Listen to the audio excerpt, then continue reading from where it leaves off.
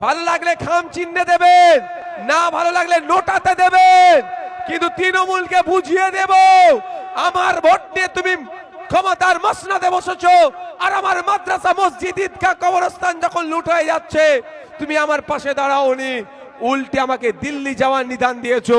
এই ভোটও আমি তোমাকে এর জবাব, যোগ্য জবাব দেব। আমি নিজে ভলিবল প্লেয়ার ছিলাম, প্রচুর টুর্নামেন্ট খেলেছি। ভালো খারাপটা নয়, আমি সবসময় চেষ্টা করতাম গিয়ে লুজ টিমের সাথে খেলে ফাইনালে কি করে উঠবো, অর্থাৎ মেহনত কম কিভাবে করব, পুরস্কারটা কিভাবে পাওয়া যায়। তো লড়াই কেন আমি করব? বিনা লড়াই যদি আমার জয় হয়ে যায়, লড়াই করার প্রশ্ন আসছে না। আপনাদের সব ভোট যদি খাম চিহ্নে আসে, তাহলে পাঁশকুড়া পশ্চিমে তৃণমূল আর বিজেপি পরাস্ত হবে। তাই আপনাদের ভোটটা খাম চিহ্নে আসবে তো? আসবে তো? মায়েরা যারা উপরে আছেন আসবে তো? এই রাধাবল্লভ চকের মাটি বলছে আইএসএফ আসছে, এই পাঁশকুড়া পশ্চিমের মাটি বলছে আইএসএফ আসছে। বন্ধুগণ, আপনাদের হাতে সর্বোচ্চ পাওয়ার গণতন্ত্রের আছে। আর্টিকেল 326 আপনার ভোটদানের রাইট দিচ্ছে, আপনি এক্সারসাইজ করতে পারেন। আপনি আগামী 5 বছরের জন্য কাকে নিয়ে আসবেন সেটা নির্ভর করছে আগামী 23 এপ্রিল। সুতরাং যদি আপনারা চান, এই আপনার আমার হাতের ডান সাইডে যে জুনিয়র স্কুলটা আছে, জুনিয়র হাই স্কুলটা আছে, এই হাই স্কুলে যত ছাত্রছাত্রী পড়ে তার অনুপাতে শিক্ষক দরকার, তাহলে অন্য কাউকে ভোট দেওয়ার দরকার নাই। খাম চিহ্নে আমাদের আফজাল্লাহকে আপনারা ভোট দিয়ে পাঠান। আপনারা যদি চান এই স্কুলের শিক্ষার মান উন্নততর হোক, এই স্কুলের শিক্ষার পরিকাঠামো ডেভেলপ হোক, এই স্কুল নয়, এই এলাকার শিক্ষা প্রতিষ্ঠানগুলো, সরকারি শিক্ষা প্রতিষ্ঠানগুলো যে মৃতপ্রায় হয়ে গিয়েছে পুনর্জীবিত হোক, তাহলে বলবো কোনো ফুলে হাত দেওয়ার দরকার নাই। সরাসরি ইভিএম মেশিনের 4 নম্বরে বুতাম টিপে আফজাল শাহকে বিধানসভার মধ্যে পাঠান। তিনি এখানে শিক্ষার আমূল পরিবর্তনের জন্য লড়াই আইনসভার মধ্যে হবে, যেখানে আইন তৈরি হয়। আমি জানি না এখানে, তারপরেও বলছি গিয়ে দেখুন গার্লস বয়েজ আলাদা টয়লেট আছে কি না। নাই, যদিও থাকে, আগামীকাল আপনার পরিবারের বাচ্চারা যে এখানে স্কুলে আসবে, গার্জেনরা একবার সাথে আসবেন, এসে একবার টয়লেটে ঢুকবেন। টয়লেটে ঢুকলে বুঝতে পারবেন কি দুরবস্থা হয়ে আছে। এই হচ্ছে আমাদের বাংলার অবস্থা। তো এই বাচ্চাগুলো যে টয়লেট পর্যন্ত স্কুলের একটা ভালো ফ্যাসিলিটি পাচ্ছে না কেন? কিন্তু স্কুল এডুকেশন বছরে প্রায় 30,000 কোটি টাকার উপরে বরাদ্দ আছে। এক বছরে 30,000, আমি গত বছরে মনে হয় 42,000 কোটি টাকা বরাদ্দ ছিল এই স্কুল এডুকেশনের জন্য। এই স্কুলে যে সমস্ত বাচ্চারা পড়ে তাদের আনুষঙ্গিক সব পরিকাঠামো, শিক্ষায় যাতে সঠিকভাবে তারা পায়, যে পরিকাঠামো দরকার সেই পরিকাঠামো, শিক্ষকদের মাইনে থেকে শুরু করে সব নিয়ে, বইপত্র খাতা নিয়ে, চক ডাস্টার সব মিলিয়ে প্রায় 42,000 কোটি টাকা বরাদ্দ থাকলেও রাধাবল্লভ চকের জুনিয়র হাই স্কুলের যত ছাত্র আছে, ছাত্রী আছে, তার অনুপাতে না আছে শিক্ষক, না আছে শিক্ষার পরিকাঠামো, না টয়লেটটা পর্যন্ত ক্লিন আছে। তাহলে টাকাটা কোথায় যাচ্ছে? টাকাটা লুট হয়ে যাচ্ছে, চুরি হয়ে যাচ্ছে, টাকাটা কাটমানিতে চলে যাচ্ছে। তাই ইন্ডিয়ান সেকুলার ফ্রন্টের মনোনীত প্রার্থী, বামেদের সমর্থন নিয়ে যে আফজাল শাহকে আমরা দাঁড়িয়ে করেছি, তাকে জিতিয়ে আপনি বিধানসভার মধ্যে পাঠান। এই কাটমানি লুটাটা বন্ধ করা হবে আমাদের শিক্ষা প্রতিষ্ঠানে। শিক্ষা প্রতিষ্ঠান তো আজকে নয়, এ যেন রন্ধনশালায় পরিণত হয়েছে, খাবারের জায়গা শুধু পরিণত হয়েছে। তাই আপনাদের বলবো, শিক্ষা প্রতিষ্ঠানে শিক্ষার পরিকাঠামো ফিরে আসবে, শিক্ষার ব্যবস্থা ফিরে আসবে। তার যদি আপনারা আশা করেন এই 23শে এপ্রিল অন্য কোনো সিম্বলে হাত দেওয়ার প্রয়োজন নাই, খাম সিম্বলে হাত দেন, 4 নম্বর বুতাম টেপুন, আপনারা আপনাদের প্রিয় প্রতীক খাম চিহ্নকে বিধানসভার মধ্যে পাঠান। আমি দায়িত্ব নিয়ে বলতে পারি মানুষের জন্য লড়াই হবে, ছাত্রদের জন্য লড়াই হবে, শিক্ষা প্রতিষ্ঠানে বাঁচানোর লড়াই আমরা কাঁধে কাঁধে মিলিয়ে দ্বিতীয় ভাঙড় এখান থেকে করে দেখিয়ে দেব।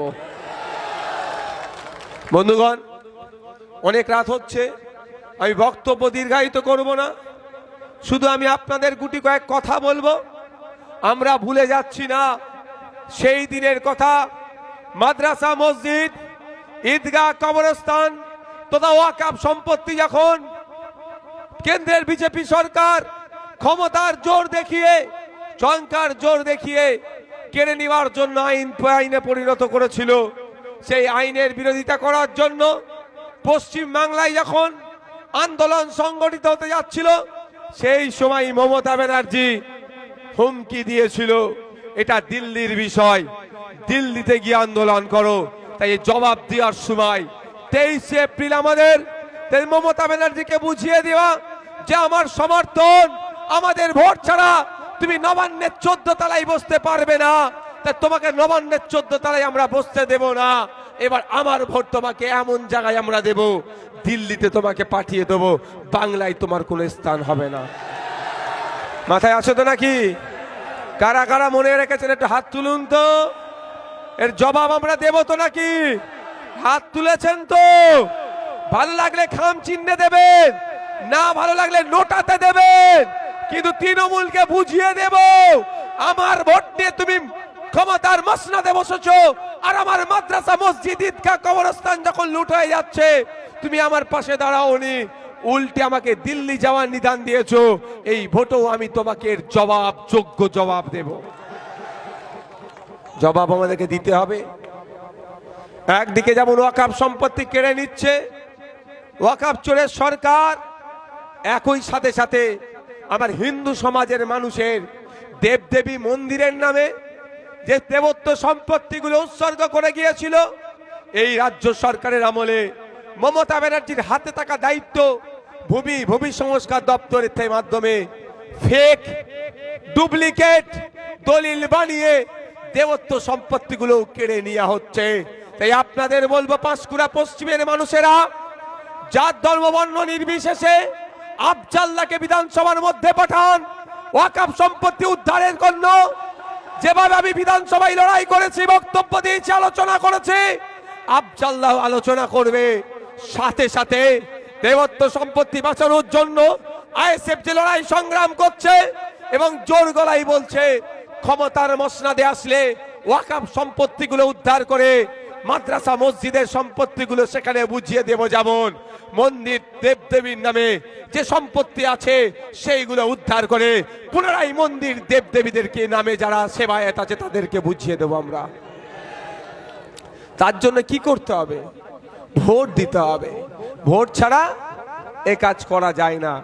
একটা যুক্তরাষ্ট্র পরিকাঠামো আছে, আমরা একটা সিস্টেমের মধ্যে দিয়ে চলি। আমি চাইলেই ঠাকুরের নামে যে সম্পত্তি উৎসর্গ করেছে, অন্যায়ভাবে বিক্রি করে দিয়েছে, সেটাকে তুলে নিয়ে এসে আবার ওই ঠাকুরের নামে করে দিতে পারবো না। তার জন্য সিস্টেম আছে, এক আইনি লড়াই আর একটা হচ্ছে আইন সবার মধ্যে লড়াই। তাই আইনি লড়াই আমরা অনেক করছি, কিন্তু আইন সবার মধ্যে যেখানে আইন তৈরি হচ্ছে সেখানে আমরা পৌঁছাতে পারছি না। তাই যেখানে আইন তৈরি হচ্ছে সেই জায়গায় আমরা পৌঁছাবো। দলিত, আদিবাসী, হিন্দু, মুসলমানের বিরুদ্ধে যে আইন তৈরি হচ্ছে সেগুলোকে বন্ধ আমরা করব ঘরে পৌঁছে। হ্যাঁ, আপনারা শুনলে অবাক হবেন, এখানে ভিন্ন সম্প্রদায়ের মানুষ আছেন, ভিন্ন জাতের মানুষ আছেন। পশ্চিম বাংলায় এটা সরকার চলছে না, এটা সার্কাস চলছে। এই সার্কাসটা বন্ধ করে প্রকৃত অর্থে সরকার আমাদেরকে চালাতে হবে। তাই প্রকৃত অর্থে সরকার চালাতে গেলে 148টা সিটের প্রয়োজন। যে 148টা সিটের মধ্যে পাঁশকুড়া পশ্চিম একটা হবে, এ শপথ আমাদেরকে নিতে হবে। এক পাঁশকুড়া পশ্চিম হবে, পাঁশকুড়া পূর্ব হবে, নন্দীগ্রাম হবে, ভাঙড় হবে, দেগঙ্গা হবে, আমডাঙ্গা হবে, যাদবপুর হবে, উত্তরপাড়া হবে, বারাসাত হবে, মধ্যমগ্রাম হবে, হাড়ুয়া হবে। এই রকম করে রাজ্য থেকে 148টা সিট নিয়ে আমাদেরকে আইনসভার মধ্যে ঢুকতে হবে। কারণ আপনাদের জানিয়ে রাখি, এই যে সরকার চলছে শুধু নাম কাস্তে দেখানো দেওয়ার সরকার চলছে, ঠিক হাতির দাঁতের মতো। একটা দাঁত দেখায়, যে দাঁত দিয়ে দেখাচ্ছে সেই দাঁত তারা খাওয়ার কাজে ব্যবহার করে না। তাই বন্ধুগণ, এ দলিতকে খুব ভালোবাসি বললেও আদিবাসীকে খুব